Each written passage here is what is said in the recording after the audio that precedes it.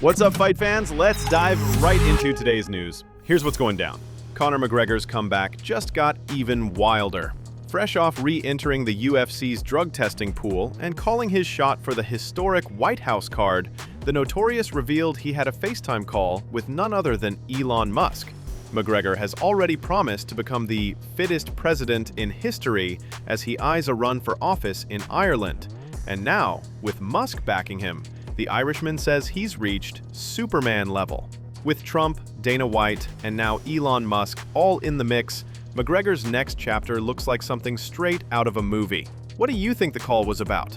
Caio Borralho came up short at UFC Paris, dropping a unanimous decision to Nasruddin Imavov in a fight that could have secured a title shot.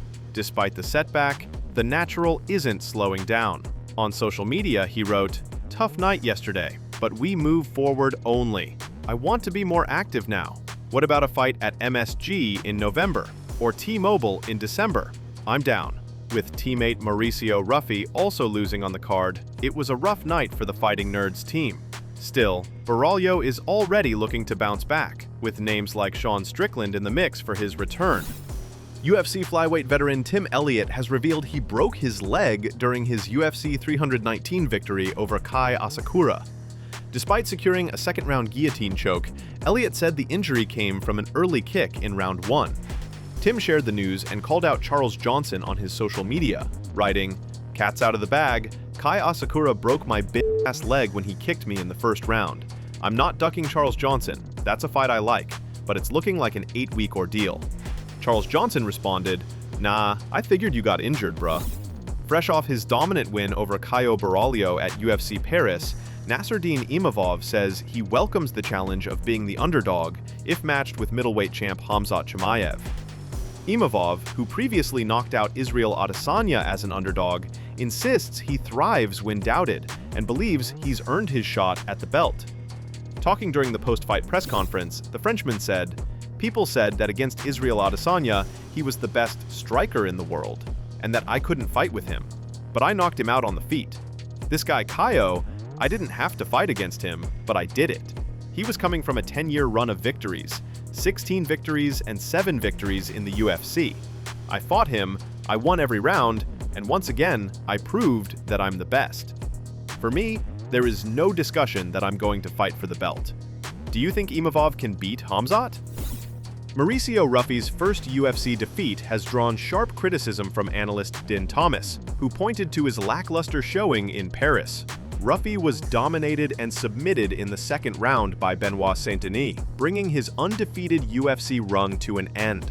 The highly touted prospect had been seen as a potential future contender, but Thomas now believes he still has much to prove.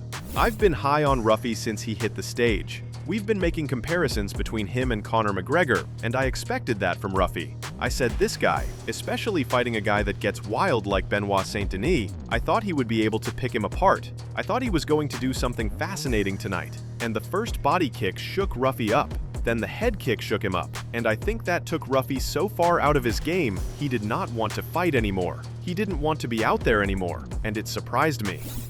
Daniel Cormier isn't sold on Mike Tyson versus Floyd Mayweather delivering the action fans expect. With Tyson at 59, Mayweather at 48, and a massive size gap between them, Cormier worries the bout will be more spectacle than fight. He questioned whether fans will accept an exhibition without real violence. I believe the fans want violence. Mike is saying he can give us what we want, but what is it that they can give us without promising violence? Because one thing I do know we won't see is Mike just starts Floyd Mayweather. Because could you imagine if he just knocks out Floyd, and Floyd's that much smaller, the visual? Hell, it would be the most viewed thing you ever see on TV. The clips would be the most viral shit you've ever seen in your entire life. But I can't imagine Floyd would sign up for that, knowing that that was a possibility.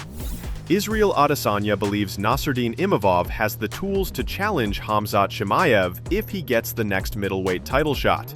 After watching Imavov dominate Caio Borralho at UFC Paris, Adesanya said Imavov's takedown defense could be the key to stopping Chimaev's relentless wrestling. I think Khamzat versus Imavov, but I'm not going to just cancel out Imavov now because his takedown defense, if he can take take away the wrestling from Khamzat, he'll give him problems. That's all you have to do. Khamzat can strike, but I see what I see. But his wrestling is his main weapon, and he commits a lot to the wrestling. He gets the fucking grip, he takes people down, keeps him down. So if Nasruddin can get past that, he'll give Khamzat problems. But right now, Khamzat's on point. He's got the momentum behind him. And so does Imavov. Who's gonna win? We'll see. Islam Makhachev didn't hold back when discussing Ilia Topuria's future. Speaking to Russian media, the lightweight champ claimed Topuria has no interest in facing Arman Tsarukyan, pointing to recent remarks floating online. Check it out. Ну, что избегает, не секрет. Я уже видел там баталии в интернете, где он говорит, я лучше завершу карьеру, чем буду с ним драться. И я думаю на данный момент, что Арман набрал хорошие обороты, и это самый серьезный экзамен для чемпиона. What do you think of Islam's opinion? John Jones just broke his silence and he's not retired. In fact, Jones says he's training 5 days a week, staying active in the UFC's drug testing pool, and gearing up for the historic UFC White House card. Here is what Bones had to say. First and foremost, are you retired? I am not retired. I'm actively training 5 days a week, and I'm in the UFC's drug testing pool. Great. And what's the status of the fight at the White House? I don't really know. It's kind of out of my control right now. I'm training for the event. I'll be ready for the event. That's my goal. That's my intention. But ultimately, it's up to the boss. So, are we about to see Bones headline one of the craziest events in UFC history? Let us know in the comments section below. That's all for today's news. Thanks for watching. If you like our content, don't forget to like and share. Subscribe to not miss daily MMA news from us.